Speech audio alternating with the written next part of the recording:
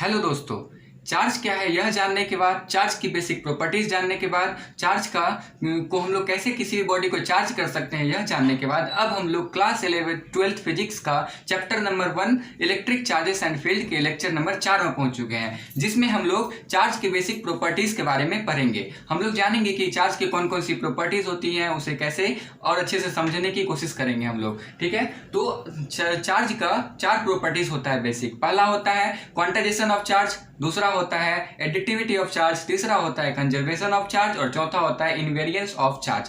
तो first property है quantization of charge, जिसके तहत ये बताया जाता है कि अगर मान लीजिए ये बॉडी है, इस पर कुछ चार्ज है, ठीक है, तो इस पर जो चार्ज हो सकता है वो होगा जो इलेक्ट्रॉन पर चार्ज होता है 1.6 × 10⁻⁻19 के 1 गुना, उसका 2 गुना, उसका 3 गुना, उसका 6 गुना, उसका 12 गुना, उसका 50 गुना, उसका 100 गुना, उसका 1000 गुना या उसका लाख गुना। लेकिन ये ऐसा नहीं हो सकता है कि उसकी जो इलेक्ट्रॉन पर जितना चार्ज है उसका वो 1.3 गुना हो, उसका 1.5 मल्टीपल हो, उसका 6.7 मल्टीपल हो, तो वो पॉइंट में मल्टीपल नहीं होगा। अगर उसका वो मल्टीपल होगा, इलेक्ट्रॉन पर जितना चार्ज है उसी का मल्टीपल में इसका चार्ज होगा, लेकिन वो जो मल्टीपल होगा वो कौन सा नंबर से होगा? एक गोटा नंबर, गोटा समझ रहे हैं ना, 1 2 3 4, 1 लाख, 5 लाख, ठीक है। तो वो जो जिस नंबर से मल्टीपल होगा इलेक्ट्रॉन पर चार्ज वो होगा एकदम इंटीजर वाला नंबर, ठीक है। वो माइनस में भी हो सकता है, प्लस में भी हो सकता है, लेकिन वो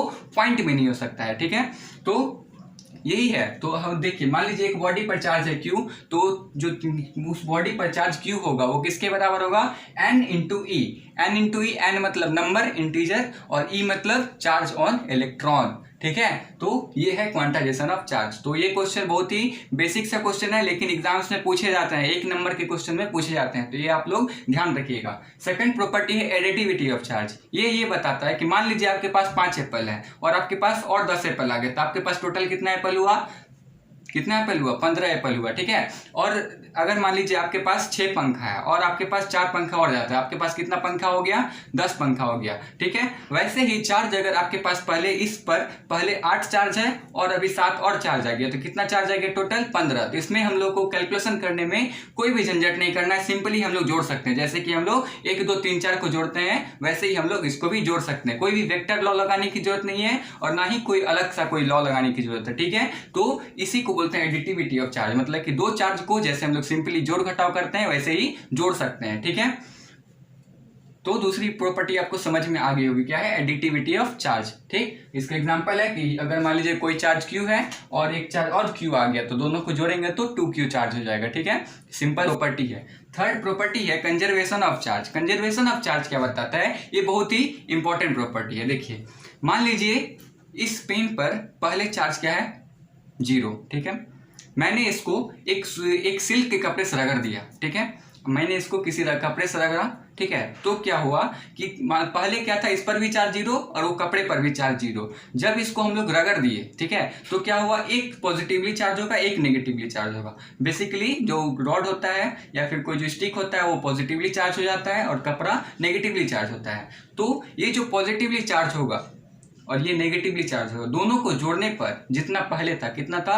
0 + 0 0 था, ठीक है। और अगर हम लोग इसको जोड़ दें, मान लीजिए ये 5 पॉजिटिवली चार्ज हो गया रगड़ने के बाद और ये 5 नेगेटिवली चार्ज हो गया, तो अगर हम लोग दोनों को जोड़ देंगे तो 0 ही आएगा, ठीक है। तो ये third law conservation of charge यही बताता है कि अगर कोई सिस्टम में कितने भी पार्टिकल है तो सब पर जितना चार्ज है, सब बॉडी पर जितना चार्ज है उसका अगर हम लोग समेशन कर देंगे, मतलब कि उसको अगर हम लोग जोड़ देंगे तो टोटल चार्ज जितना पहले था वो हर कंडीशन में उतना ही रहेगा, ठीक है। लेकिन ये आइसोलेटेड सिस्टम होना चाहिए। आइसोलेटेड सिस्टम मतलब जहां पर कोई भी एक्सटर्नल फोर्स काम ना कर रहा हो, ठीक है। आपको ये प्रॉपर्टी में समझ में आ गया होगा, कंजर्वेशन ऑफ चार्ज की प्रॉपर्टी, ठीक। इसको आप फिगर से समझ सकते हैं। एक रॉड था जो कि पहले 0 चार्ज था, जिस पर एक कपड़ा था सिल्क का या सूती का, उस पर भी 0 चार्ज था। जब हम लोग इसको रगड़ दिए, ठीक है, तो रगड़ने के बाद क्या हुआ? रगड़ने पिछले लेक्चर में लोगों ने देखा था कि चार्जिंग के मेथड में देखा था एक फ्रिक्शन का था, जिसमें हम लोग रगड़ के चार्ज करते हैं, घिस के चार्ज जिसको बोलते हैं, ठीक है।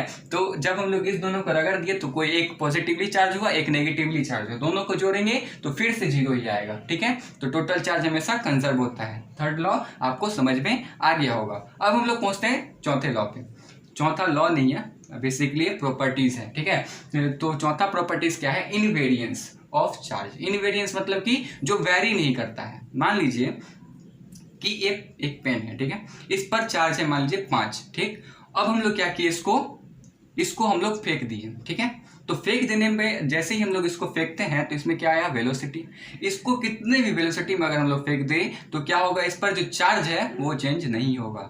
हालांकि हम लोग जो पढ़े हैं मास की प्रॉपर्टीज, उसमें क्या होता है कि मास को अगर हम लोग लाइट की स्पीड में फेंक दे तो क्या होता है, उसका वो जो कंजर्वेशन लॉ होता है मास का, वो फॉलो नहीं हो पाता है, वो गलत हो जाता है। जब इसको लाइट की स्पीड से हम लोग फेंक देते हैं किसी भी मास को, तो उसका मास चेंज होने लगता है, इन्फिनाइट हो जाता है लाइट की स्पीड पर जाने पर। लेकिन अगर हम लोग इस पेन पर चार्ज है 5, इसको हम लोग लाइट क्या कितने भी स्पीड में फेंक दें तो इसका जो टोटल चार्ज है इस पर, उसमें कोई भी चेंज नहीं आएगा, ठीक है। तो ये जो फोर्थ प्रॉपर्टी है चार्ज की, यही है कि कोई बॉडी अगर चार्ज है तो उसको कितना भी हम लोग वेलोसिटी दे दे, कोई भी कंडीशन दे दे, तो उस पर टोटल चार्ज कभी भी खत्म नहीं होगा, कम नहीं होगा, ना बढ़ेगा, ठीक है। तो चौथी प्रॉपर्टी भी आपको समझ में आ गई होगी।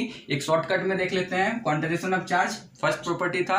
इसमें क्या होता है कि कोई भी चार्ज अगर होगा तो वो एन मतलब इंटीग्रल मल्टीपल होगा किसका, इलेक्ट्रॉन पर जो चार्ज होता है उसका, ठीक। दूसरा प्रॉपर्टी था कि एडिटिविटी ऑफ चार्ज, मतलब कि एक चार्ज है 5, एक दूसरा चार्ज है 6, तो दोनों चार्ज को जोड़ देंगे तो 11। तो ये सिंपली जोड़ने वाला जो प्रॉपर्टी है चार्ज को, इसको बोलते हैं एडिटिविटी ऑफ चार्ज।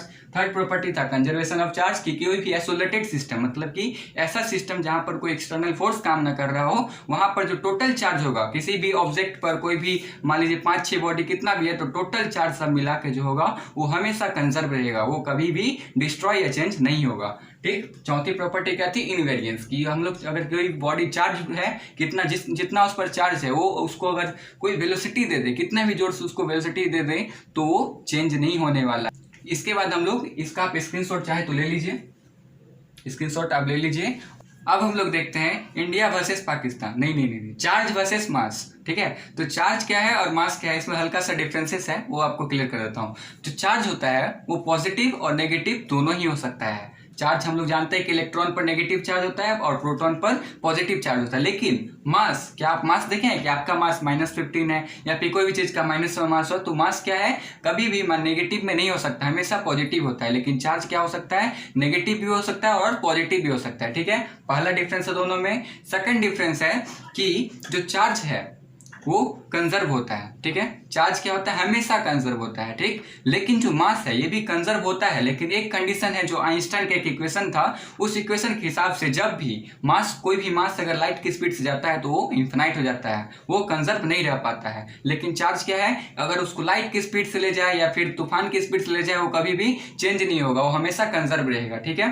तो सेकंड डिफरेंस ये हो गया। तीसरा डिफरेंस ये है कि चार्ज जो है वो क्वांटाइज्ड होता है। क्वांटाइज्ड होता है मतलब क्या, कि वो हमेशा इंटीग्रल मल्टीपल में रहेगा, बेसिक जो एलिमेंट है इलेक्ट्रॉन का इंटीग्रल मल्टीपल रहेगा। लेकिन जो मास है वो ऐसा नहीं है, वो 1.5 भी हो सकता है, 2.5 भी हो सकता है, किसी भी, मतलब कि वो पॉइंट में हो सकता है वो। लेकिन जो चार्ज है वो हमेशा इंटीग्रल मल्टीपल होगा, इसके बेसिक एलिमेंट इलेक्ट्रॉन के ऊपर जो चार्ज होता है उसका, ठीक है।